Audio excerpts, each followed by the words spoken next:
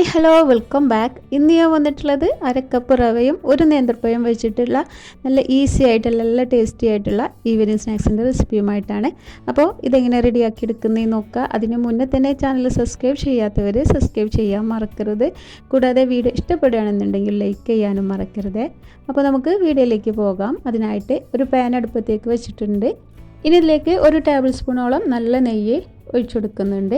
ഈ നെയ്യ് ഒന്ന് ചൂടായി വന്നാൽ നമുക്കിതിലേക്ക് ഒരു നേന്ത്രപ്പഴം, വലിയ ഒരു നേന്ത്രപ്പഴമാണ് ഞാൻ എടുത്തിട്ടുള്ളത്. അതൊന്ന് നാലാക്കി കീറി മുറിച്ചെടുത്തിട്ടുണ്ട്. ഇതുപോലെ ഒന്ന് കഷ്ണങ്ങളാക്കി എടുത്തിട്ട് അത് ഇതിലേക്ക് ചേർത്ത് കൊടുക്കുന്നുണ്ട്. എന്നിട്ട് നമുക്ക് പഴം ഈ നെയ്യിൽ വെച്ചിട്ടൊന്ന് വാട്ടിയെടുക്കാം.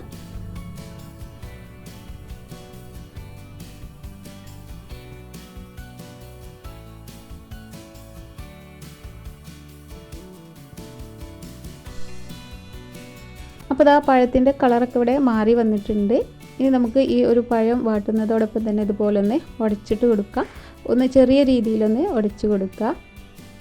അപ്പോൾ ആ പഴമൊക്കെ ഒരു അത്യാവശ്യം വെന്ത് ഉടഞ്ഞ് വന്നിട്ടുണ്ട്. ഇനി ഇതിലേക്ക് ഒരു 2 പിടി തേങ്ങ ചിരകിയതും കൂടെ ചേർത്ത് കൊടുക്കുന്നുണ്ട്.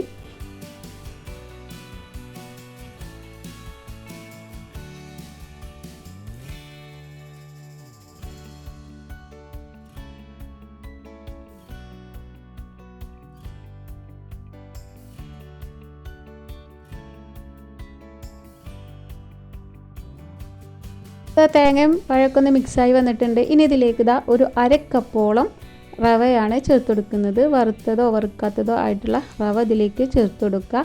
എന്നിട്ട് ഇതെല്ലാം കൂടിയിട്ട് നല്ല രീതിയിലൊന്ന് മിക്സാക്കി കൊടുക്കുക. ഒരു 1-2 മിനിറ്റ് നേരം ഈ ഒരു റവയും പഴവും നമുക്കൊന്ന് ചൂടാക്കി എടുക്കുക.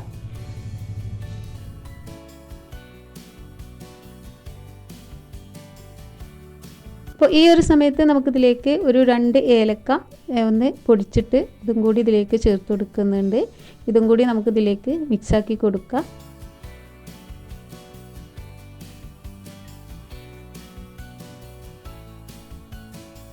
ഏകദേശം ഈ റവയൊക്കെ ഒന്ന് ചൂടായി വന്നിട്ടുണ്ട്. ഏകദേശം 1 മിനിറ്റോളം ആയി വന്നിട്ടുണ്ട്. ഈ സമയത്ത് നമുക്കിതിലേക്ക് ഒരു 1/4 ടീസ്പൂണോളം മഞ്ഞൾപ്പൊടി ചേർത്ത് കൊടുക്കുക. ഇത് ഓപ്ഷണലാണ്, ഒരു കളറ് കിട്ടാൻ വേണ്ടിയിട്ടാണ് ചെയ്തെടുക്കുന്നത്. പിന്നെ കുറച്ച് ഉപ്പ് ചേർത്ത് കൊടുക്കുക. അതുപോലെ തന്നെ ഒരച്ച് ശർക്കര ഉരുക്കി അരിച്ചെടുത്തതാണ്, അതും കൂടി ഈ സമയത്ത് ഇതിലേക്ക് ചേർത്ത് കൊടുക്കുന്നുണ്ട്. ഒരു 3/4 കപ്പോളം ശർക്കരപ്പാനിയാണ് ഒഴിച്ചെടുത്തിട്ടുള്ളത്. ഇനി ഈ ശർക്കരപ്പാനിയിൽ ഈ റവയും പഴമൊക്കെ ഒന്ന് ഇതുപോലെ ഒന്ന് ഇളക്കി കൊടുത്ത് നമുക്കിത് ഡ്രൈ ആക്കി എടുക്കണം. ഇതിൻ്റെ വെള്ളത്തിൻ്റെ ഈർപ്പൊക്കെ ഒന്ന് മാറുന്നത് വരെ ഇതുപോലെ ഇളക്കി നമുക്ക് വേവിച്ചെടുക്കാം.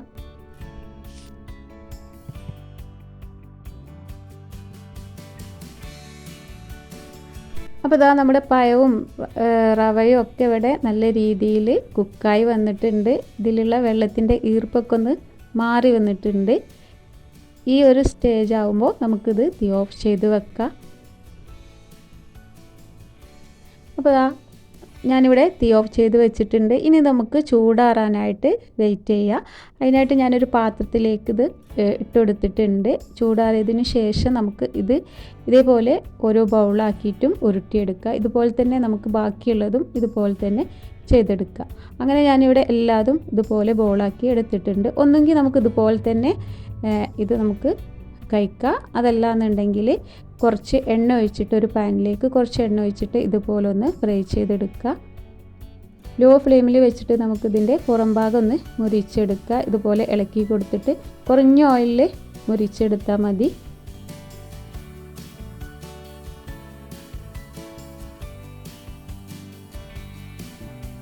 ഒരു ഭാഗം കളർ മാറി വരുമ്പോൾ നമുക്ക് എല്ലാ ഭാഗവും ഇതുപോലെ തന്നെ ഉരുട്ടിയിട്ട് എല്ലാ ഭാഗത്തും കളറ് മാറുന്നത് വരെ ഇത് മുരിച്ചെടുക്കുക.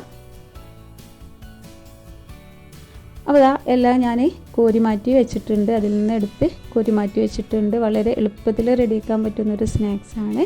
അപ്പോൾ നമ്മുടെ റവയും പഴമൊക്കെ വെച്ചിട്ടുള്ള നല്ല അടിപൊളി ടേസ്റ്റി ആയിട്ടുള്ള സ്നാക്സ് ഇവിടെ റെഡി ആയിട്ടുണ്ട്.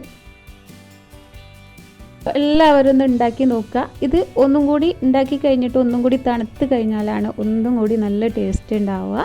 അപ്പോൾ എല്ലാവരും ഒന്ന് ഉണ്ടാക്കി നോക്കുക. ഉണ്ടാക്കി നോക്കിയിട്ട് നിങ്ങൾക്ക് ഇഷ്ടപ്പെടുകയാണെന്നുണ്ടെങ്കിൽ എൻ്റെ വീഡിയോ ഒന്ന് ലൈക്ക് ചെയ്യാനും താഴെ കമൻറ്റ് ചെയ്യാനും മറക്കരുത്. അതുപോലെ തന്നെ ചാനൽ സബ്സ്ക്രൈബ് ചെയ്യാതെ വീഡിയോ കാണുന്നവരുണ്ടെങ്കിൽ ഒന്ന് സബ്സ്ക്രൈബ് ചെയ്ത് സപ്പോർട്ട് ചെയ്യാനും മറക്കരുത്. അപ്പോൾ ഇത്രയേ ഉള്ളൂ ഇന്നത്തെ റെസിപ്പി. ഈ റെസിപ്പി എല്ലാവർക്കും ഇഷ്ടപ്പെട്ടെന്ന് വിചാരിക്കുന്നു. പുതിയ റെസിപ്പിയുമായിട്ട് വീണ്ടും കാണാം. താങ്ക്